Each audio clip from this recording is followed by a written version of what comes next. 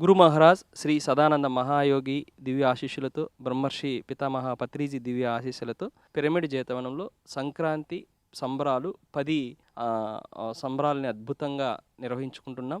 అందులో భాగంగా మనకి పాంప్లెట్ రాగానే మనం ప్రతి సంవత్సరం మన సదానంద స్వామి దగ్గర పాంప్లెట్ ఉంచి తర్వాత అందరికీ మనం పాంప్లెట్లు పంచుతాము. మరి ఈ ధ్యాన మహాయాగం అయిపోగానే మరి ఆ ధ్యాన మహాయాగం యొక్క సెలబ్రేషన్స్ని పత్రి సారు మనకు జీతవనం సంబరాలుగా అందించారు.